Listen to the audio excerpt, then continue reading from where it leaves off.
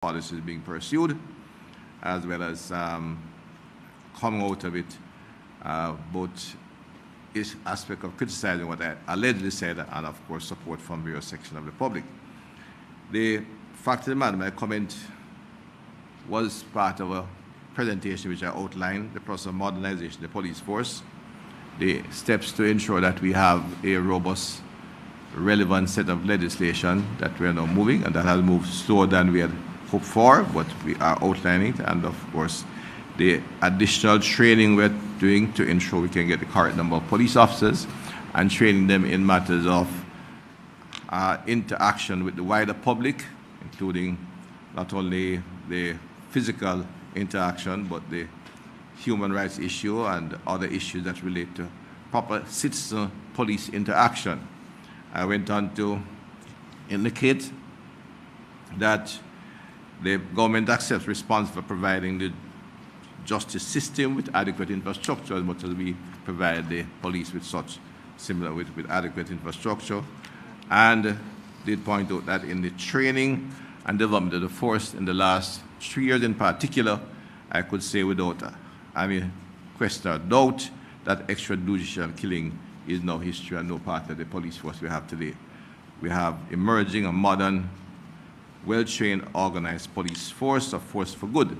But the numbers are still low, and we have to look at ways and means of multiplying their impact while we expand the numbers to impact on the current epidemic of criminal violence, which is the real issue in the society and one that is causing the public great concern and causing all of us, including members of the government, because of the brutality with which they operate and their increased dynamic action.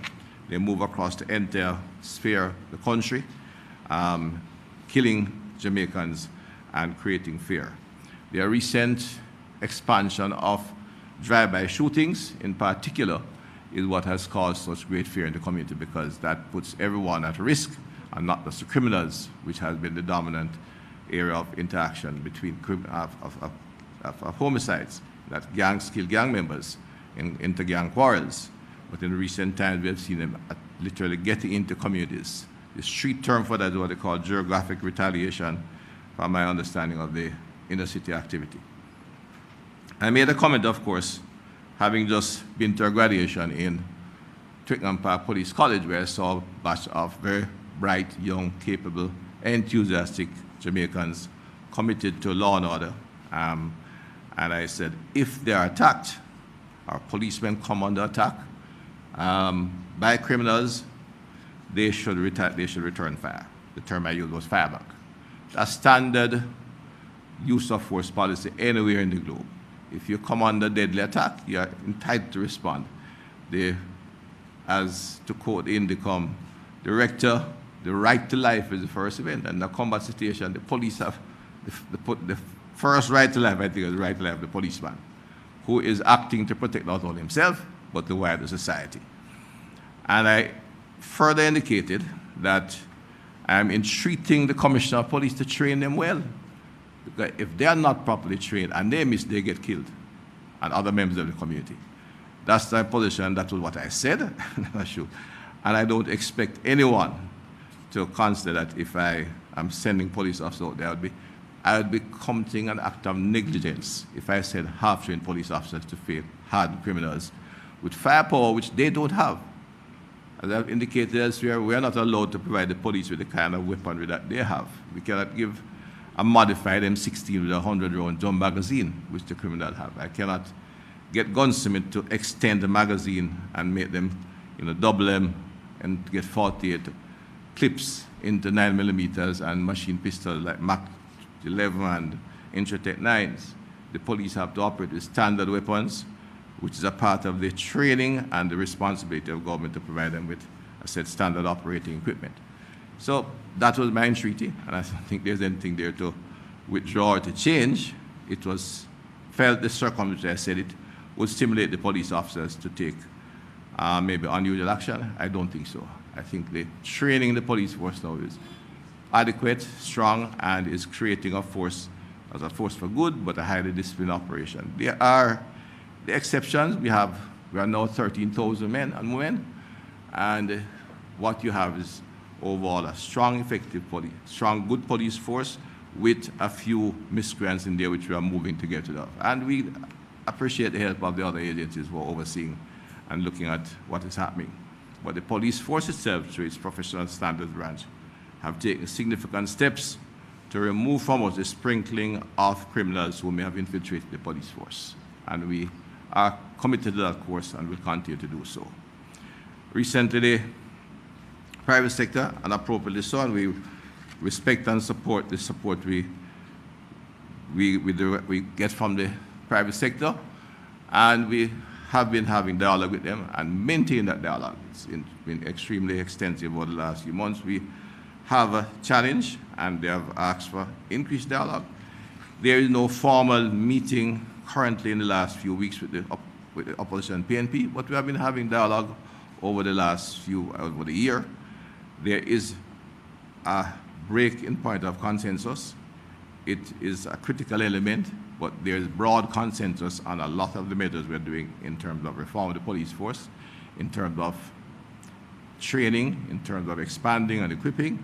Where we have is what we consider critical short-term measures, where legislation can be used as a force multiplier.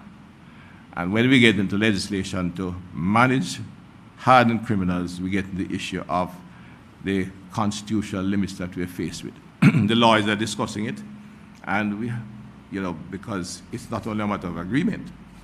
We had an agreement before the election, which suggested which indicated clearly we could go for states of public emergency, my apologies, when the numbers exceed 32,000. That has broken down, and indeed the legal process has moved on, and we are not debating that issue anymore. We have to find room on agreement where we are in a position to intercept and remove hardened criminals who are organizing killing within communities. I said elsewhere this morning, the gangs in Jamaica are not identifiable political groups or any kind of groups that you can see challenge this government or state. They are embedded within the community. Their families, their friends that they went to school with. They are criminal actors, not political actors. And what we want is criminal legislation to assist the police in removing them from the community while we build the case that we can take to court. Because it's well established, gang leaders dominate communities in a way that creates fear, and therefore the quality evidence you need, which in our tradition we maintain, and we're not in any way seeking to reload the bar. But first person affidavit is crucial in taking criminals to court who are violence producers. It is extremely difficult to get that kind of evidence within a community where the gangsters dominate. And therefore we have to find a legitimate way of separating them and build our case over the time required. And doing that provides questions as to how far you can in fact push the boundaries where the Constitution is concerned. That's the debate we're having, and that's where we are now. And the lawyers are taking a close look at it, because there are conditions which the Constitution allows, that if someone is a serious threat to the society and the community, there is room for judicial, as I say, direction in dealing with that individual. But it's a challenge, it's a knotty one, and I note that there are individuals there are legal minds that do not think with the current Charter of Rights we can in fact go in that direction. We have to work with what we have, and that means continued policing operations, increasing the numbers, increasing their technical capability, which we're doing, but that is a medium-term solution. And the short-term one still begs for strong activity, and that's where I have the legal minds working, and I expect to get an early response. We have in fact called on all potential legal assets we have around from all sectors, and we will look forward to some response that we can advise our Prime Minister to take action on very quickly, and to have the legislature be involved as well. Questions? Thank you very much, Dr. Chang. Yeah. So Dr. Chang has to think you're going to St. Catherine, where that tragic incident took place at the football match. So I will allow members of the media who are so interested to ask him some questions before he leaves. Do we have any questions? Is there a mic available in the room?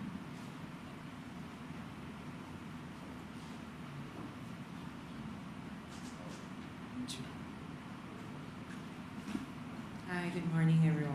I'm Jamila Maitland, and I'm a journalist from TVJ. My questions to Dr. Chang, I'll pose two. The PSOJ has been calling for, what it describes as a crime consensus repeatedly. Is there something on the table being discussed, whether at CMOC or internally? And is there a delay as it relates to any one political party, any person that would, that is delaying the process? Is there something that is that's a hindrance? Because they're continuously calling for this crime consensus as if, there is a delay to some extent. And two, what is the government's policy as it relates to, the cameras, getting the cameras up? We saw that brazen attack right outside the Olympic Gardens police station, right across the street. And the police have no idea as it relates to what direction the car went. What is happening with the cameras? The first one, well, as I indicated elsewhere, the crime has been a chronic, major concern, and it's the primary, I consider, the most serious threat risk the country faces at this point in time. And it is a cause of fear and discontent in many communities. So there is no real catchphrase for it, and that's why I move away from it. It's not, the term consent is used very broadly. The PSOJ Vice President has made a specific point, because there is agreement in the broad, medium-term issues that we need some important short-term activity. And there's disagreement there, we're aware. We as a government feel that in the short term, elements, something like the state of public emergency, which allows the police to move strongly in communities at risk, is of value. We have a disagreement on when we can and how we can use it. There's a court case dealing with the regulations, and that's where the legal knots emerge, and that's what we are examining. If there's elements of the legal team in the government are looking at that, if there's a feasible way out of that knot. We have no intention of seeking to change the fundamentals of our Constitution and Charter of Rights. We do think there's room there, but we have to await the legal minds. In terms of the broader consensus that could go beyond that to give the police force force multiplier factors in its fight against the criminals in the community. There has been discussion. As I said, you are dealing with legal activities, which has to be examined. I expect some quicker response. I'm not going to discuss the detail. We have been having consultation discussion with legal minds, and we're pursuing that. And we have a discussion with the PNP. We know exactly where they are, and we know exactly what we'd like, but we have to ensure that whatever we do is appropriate legally. And it's not just, you cannot take steps of that sort, legislative steps, just by pure consensus. Because the PNP and the private sector are not the only people who will challenge you to court. And we have to ensure we get there. In terms of the second question deals with the cameras. No, cameras are across. There are several hundred cameras up across there. We are looking at building it out, an expensive process, so we are looking at taking a different approach to budget to build out the entire scheme that we would like across the island. But there are areas where there are no cameras. The cameras are up, are working well. It's one of the things we are looking at investing in, but it's not exactly a cheap enterprise. And you have to appreciate when you say cameras, again, actually we have to interrogate this thing thoroughly. When you set up a camera, it's not just a camera. You have to have the connectivity and the back room that provides the analysis. And we have acquired a good back room, artificial intelligence we're talking about. We are in the process of setting up a C5, of which construction have started, which is a command center at that level that can accommodate thousands of cameras and provide you with quick response and so forth. But we have cameras up. We interact with other cameras. There was some visibility as to where the car in Olympic Gardens went from private cameras, but we are expanding that, and there are cameras to go into Olympic Gardens specifically. in a short time. But we are looking at a much wider establishment across the island. Where they have worked very well, and it's part of what we're doing to improve the capacity and efficiency of the police force.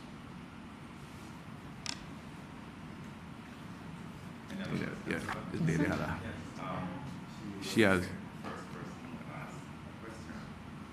All right, go ahead. Hi. Good morning, Rondine Williams from CMTV.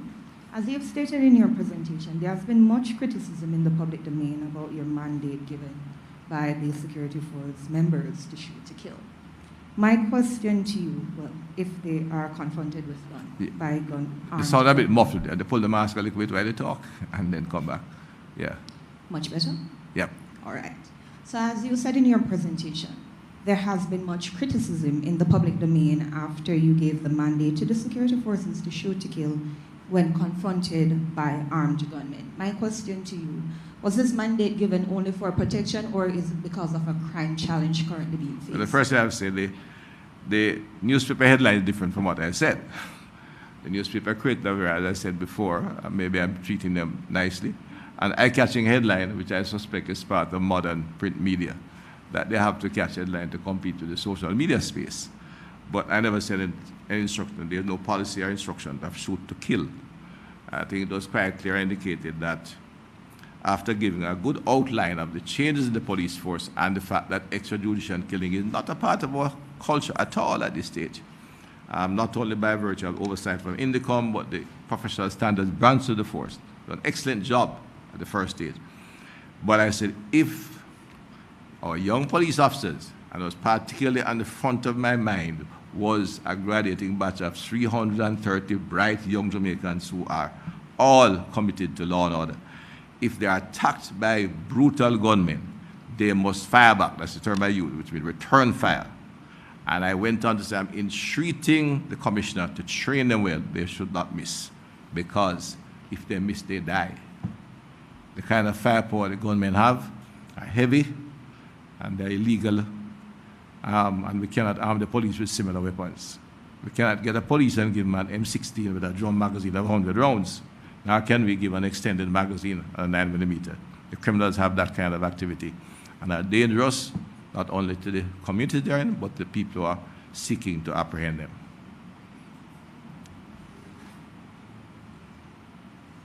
Two questions. Morning. Dr. Chang, you've doubled down on the comments. Is it settled government policy for healthcare costs to be reduced by encouraging security forces to ensure that alleged gunmen do not survive shootings? And also, what's the timeline for the tabling? Take off. Yeah. Would you like me to go again? Yeah, go ahead. Right. Is it settled government policy for healthcare costs to be reduced by encouraging security forces to ensure that alleged gunmen do not survive shootings? And what's the timeline for the tabling of the Enhanced Security Measures Act and the Bail Act? And when will the impeachment bill be debated? First, there's no such policy, right? And I re-emphasize it because I was speaking to the public, and I know but in particular in Westmoreland, and I made a comment which I've said before, because it is I need to structure it right before I get scored again. The settled policy on dealing with anyone injured in a police operation is that the police vehicles, which are emergency vehicles, take them to a hospital. And that has been going on. If there was a comment about the cost of it, yes, nobody likes the idea that when you're waiting in a hospital, in that emergency area, that the surgeons are occupied for 3-4 hours saving a criminal, but they do. And I indicated clearly one of the challenges I have is that when the police take criminals to hospital and save their lives, as I've had, and when I quote 10 million, there's a case I can think of very clearly which happened recently. Because if I am allowed a little lighter moment on a very serious topic, as a young physician practicing, one of the things we used to remark is when criminals shoot citizens, one shot and they tend to die because they get at critical areas. When you get into criminals, they get multiple wounds. But we always save them. It was always in there for hours, costing time. But it's not something that the citizens like, but we do it. Our first commitment in the health service to save lives and to get people healthy. And whether they are criminals or innocents, it's the same approach and the same policy. The hospital is having a challenge with trauma, but they're working hard, and KPH is one of our premium trauma center and does very well. if you have traumatic event to go there. Legislation, I cannot give you a timeline on them. I've learned that the hard way. We were doing the Prohibition, Restriction, and Regulation Fire Act that I depend on the lawyers to do their work. And we have some very committed team working at it. It is legislation we are working on, and I expect an early show, but it depends on the lawyers, so I can't give you a timeline tomorrow. I found in law that simple thing that I take in layman's language, what is information? It means a different thing when in the court. So one sentence can take me a day, an hour, or a month to settle on legal terms from that point of view. So, but we expect some quick response because we have to, outcome from the law has to be more timely because we do have a major problem on our hands. Okay? All right. Thank you all very much. Have a good day. Mr. Morgan.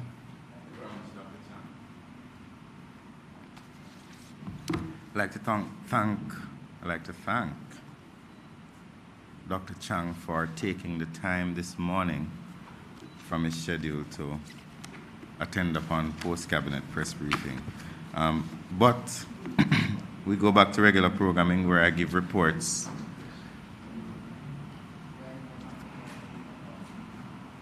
on matters at cabinet.